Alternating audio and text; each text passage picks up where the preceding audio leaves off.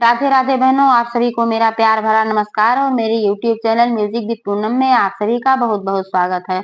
आज मैं औसान माता की एक बहुत ही सुंदर सी कथा लेकर आई हूँ, जो एक घमंडी नास्तिक रानी पर आधारित कथा है। औसान माता की कथा कहने वालों और सुनने वालों के लिए भी उतना ही फलदायी होता है जितना कि औसान माता की पूजा करने पर फल मिलता है।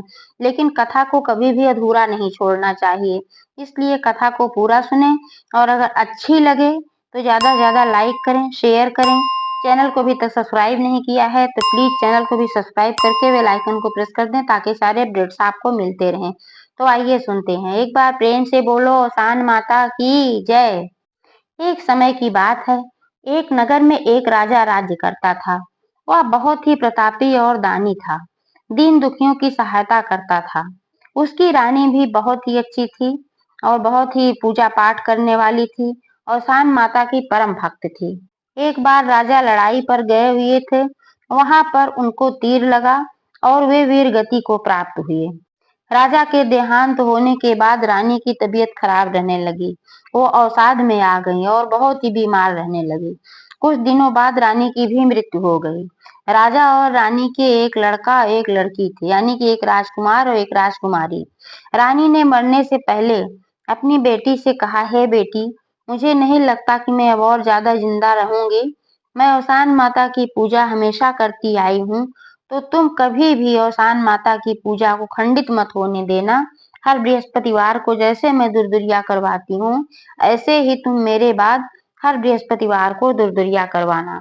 बेटी ने कहा, ठीक है। बेटी भी माँ की तरह बहुत ही पूजा पाठ वाली थी, बहुत ही धार्मिक स्वभाव की थी। माँ के जाने के बाद माँ के दिए हुए वचन का पालन करती थी। वो हमेशा दुर्दुरिया चबवाती थी हर बृहस्पतिवार को।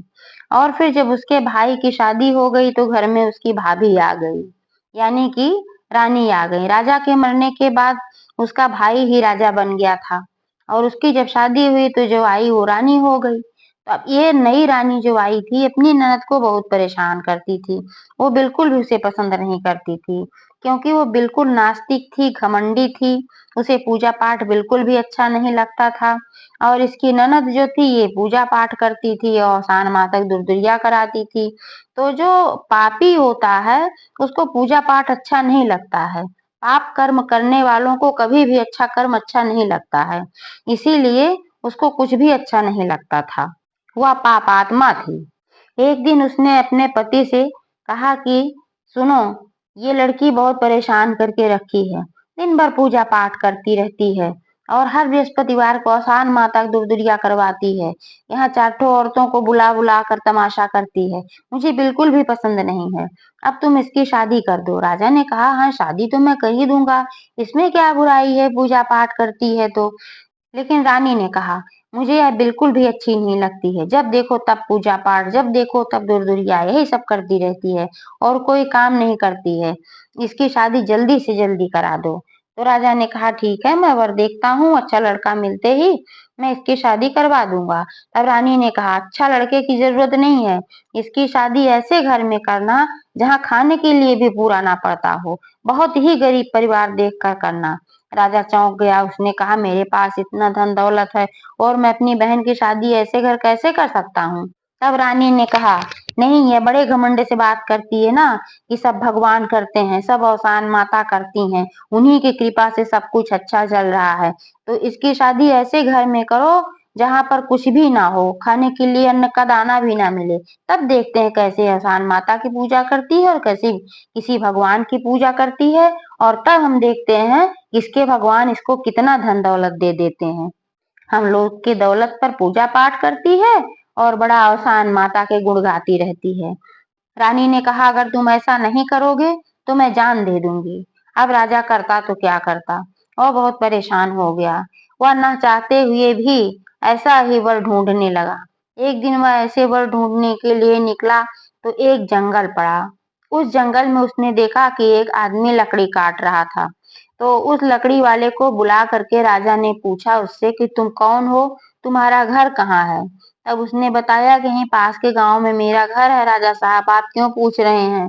तब राजा ने कहा, तुम्हारे परिवार में कौन कौन, पहले ये बताओ, मैं क्यों पूछ रहा हूँ ये मत पूछो। तब उसने कहा मेरे परिवार में मैं हूँ और मेरी एक बूढ़ी माँ है। तब राजा ने कहा कि तुम लकड़ियाँ किस लिए काट रहे हो?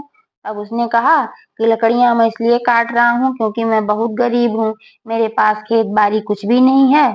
इसीलिए मैं रोज सुबह उठता हूँ, लकड़ियाँ काटता हूँ और फिर इन लकड़ियों को बेचता हूँ। इसी से जो धन अर्जित हो जाता है, उसी से अपने माँ-बेटे का पेट मैं पालता हूँ। तब राजा ने कहा कि बस मुझे तुम्हारी ही तलाश थी। तो वह चौंक गया, उसने कहा कि मेरी तलाश क्यों थी? और वो डर भी गया, तो उसने सोचा कहीं मुझसे कोई गलती तो नहीं हुई या वन राजा का होगा तो राजा मुझे लकड़ी काटने से मना करने तो नहीं आए हैं। तब वह हाथ जोड़कर खड़ा हो गया, बोला राजा साहब, आप मुझे ऐसी सजा न दें। अगर मैं लकड़ियाँ नहीं काटूँगा, तो मैं क्या खाऊँगा, कैसे रहूँगा, मेरी बूढ़ी माँ का क्या होगा? अब राजा ने कहा, मैं लकड़ियाँ काटने से नहीं रोक रहा हूँ। मैं तुम्हारे साथ अपनी बहन की शादी करना चाहता हूँ, इसीलिए मैं तुम्हें ढूँढ रहा था। वह चौंक गया कि इतने बड़े राजा और मेरे साथ शादी करने की बात कर रहे हैं अपनी बहन की। कहीं ये मुझे चिढ़ा तो नहीं रहे, मेरा मज़ाक तो नहीं बना रहे हैं? तो फिर उसने राजा से भी यही कहा, राजा साहब मैं बहुत गरीब हूँ और आप राजा हैं, अपनी बहन की शादी मुझसे क्यों करना चाहते हैं? क्या आप मेरा मजाक बना रहे हैं? तब राजा ने कहा ऐसा कुछ नहीं है, मैं सचमुच तुम्हारे साथ अपनी बहन की शादी करना चाहता हूँ। तब उसने कहा भाई ठीक है जब आप करना चाहते हैं तो। उसने सोचा कि राजा की बहन से शादी होगी तो कुछ न कुछ राजा धन भी दे देंगे, मेरे पास कुछ धन भी हो जाएगा। इस लालच में उसने शादी करने के लिए हाँ कह दिया। अब राजा ने अपनी बहन की शादी उसके साथ तय कर दिया और नियत समय पर अपनी बहन की शादी राजा ने उससे कर दिया और साथ में कुछ दान दहेज भी थोड़ा बहुत दे दिया। अब राजा के हिसाब से नहीं दिया लेकिन हाँ थोड़ा बहुत दे दिया। उसकी विदाई कर दिया। जब उसकी विदाई कर दिया तो अपने घर जब पहुंच गई, अगला बृहस्पतिवार जब आया तो उसने अपनी सासू माँ से कहा कि हे माँ जी, मैं हर बृहस्पतिवार को औसान माता की पूजा करती हूँ और कल बृहस्पतिवार है तो मुझे कुछ सामग्री चाहिए, मैं औसान माता की दुरदुरिया करवाऊंगी। उसकी सासू माँ ने कहा ठीक है, करवा लो, इसमें क्या बुराई है। तब उसकी सासू माँ ने अपने बेटे से कहकर पूजा का सारा सामान मंगवा दिया, सात सुहागिनों को न्योता दे दिया और अगले दिन बहुत ही विधि विधान से लड़की ने पूजा पाठ किया, यानी कि राजकुमारी ने औसान माता की पूजा पाठ किया।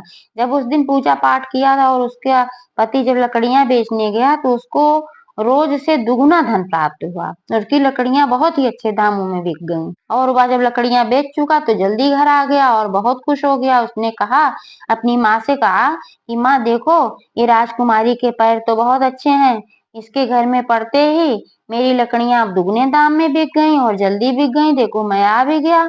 उसकी सासू माँ भी भाई खुश हो गई, उसने भी कहा हाँ ये तो भाई बहुत सही बात कर रहे हो तुम, और ये बहू जो आई है पूजा पाठ वाली है, औसान माता की पूजा करती है, इसीलिए शायद ये ऐसा हुआ होगा। तब उसने कहा उसके बेटे ने कि हाँ माँ ये आप सही कह रही हो। फिर ऐसे ऐसे हर बृहस्पतिवार को पूजा करने लगी, दुदुरिया चबवाने लगी और रोज जो पूजा करती ही थी। ऐसे ऐसे उसका पति धीरे धीरे अमीर बन गया और ढेर सारे पैसे कमाने लग गया, उसको अच्छी सी नौकरी मिल गई, उसके घर में फिर किसी चीज की कमी ही नहीं रह गई। और इधर जो आलसी रानी थी, नास्तिक, उसके घर से जाते ही उनके घर में धीरे धीरे कंगाली आना शुरू हो गया, क्योंकि औसान माता की कृपा ही खत्म हो गई उनके घर से। जब राजकुमारी वहां से चली आई तो जहां पर घमंड होता है, पाप होता है, वहां पर देवी भगवती थोड़े ही रहती हैं, वहां पर माता का वास ही खत्म हो गया। जब माता का वास नहीं रहा तो फिर वहां धीरे धीरे सारा धन राजा रानी का नष्ट हो गया, वे लोग बहुत गरीब हो गए। तब एक दिन रानी ने राजा से कहा कि हे राजा, हम लोग तो इतने अमीर थे और गरीब हो गए, पता नहीं कैसे कैसे उसके जाते ही, जरा उसको तो देख के आओ कि उसकी क्या हालत है, उसके पास क्या है क्या नहीं है। तब राजा ने कहा ठीक है मैं जाता हूँ, और जब वहां पर गया तो क्या देखता है, यहाँ तो झोपड़ी की जगह एकदम सुंदर सा घर बन गया है, एकदम महल जैसा घर था और उसके घर में किसी चीज की कमी ही नहीं थी। तब उसने पूछा अपनी बहन से कि बहन तुम्हारे घर ऐसे इतना सब कुछ कैसे हो गया? तब उसने बताया कि मैं औसान माता की जो पूजा करती हूँ, ये औसान माता ने ये सब कुछ दिया है। जिस दिन पहले दिन मैंने यहाँ पर पूजा किया, उस दिन मेरे पति की लकड़ियां दुगने दामों में जल्दी बिक गई थी और फिर धीरे धीरे बहुत सब कुछ अच्छा होने लग गया, मेरे पति को खूब अच्छी सी नौकरी लग गई है और इसीलिए मेरे घर में किसी चीज की कमी नहीं है। आप बताओ भैया आप लोग कैसे हो? तब उसने कहा कि क्या बताऊं बहन, मेरे घर में तो एकदम कंगाली ही कंगाली आ गई है। यहाँ तक कि मेरे घर में खाने तक का कुछ नहीं है। तो बहन यह सुनकर बहुत दुखी हुई। उसने खाने पीने के लिए अपने भाई को कुछ दिया, धन। और उसके बाद उसने कहा कि भैया, आप भाभी से बोलना कि वो भी औसान माता की पूजा करवाया करें और घर में थोड़ा पूजा पाठ किया करें। इसी वजह से ऐसा हुआ है। माँ रहती थी तो पूजा पाठ करती थी, औसान माता की पूजा करवाती थी, आपको भी पता है। तो कितना घर में सब कुछ अच्छा रहता था। माँ ने मुझे कहा था कि तुम करना। जब माँ नहीं रहती थी तो मैं करती थी। तब भी घर में सब कुछ अच्छा था। और मैं वहां से यहाँ चली आई, देखो यहाँ अच्छा हो गया। तो अब जब भाभी वहां करेगी तो वहां भी अच्छा हो जाएगा। जब राजकुमारी ने अपने भाई को समझाया तब भाई के भी समझ में आ गया, बात तो ये सही कह रही है। और वह अपने घर पर गया और रानी को सारी बात बताया कि ऐसे ऐसे है और उसके घर में किसी तरीके की कमी नहीं है। उसके जाते ही हम लोग कंगाल हो गए। और उसने कहा है कि तुम भी औसान माता की पूजा करो और हर बृहस्पतिवार को दुर्दुरिया चबवाया करो, तुम्हारे साथ भी अच्छा हो जाएगा। तब रानी ने कहा ठीक है, मैं करती हूँ, भाई मरता क्या ना करता।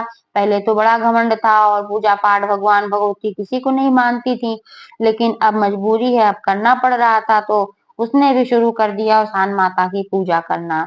जब हर बृहस्पतिवार को वो भी औसान माता के दुर्दुरिया करवाने लगी तो फिर राजा के राज्य में सब कुछ पहले जैसा हो गया और फिर वो अमीर हो गई धीरे धीरे। इस तरीके से औसान माता जैसे उन लोगों की मनोकामना पूर्ण की, वैसे कहने वाले सुनने वाले सभी की मनोकामना पूर्ण करे। एक बार प्रेम से बोलो औसान महारानी की जय।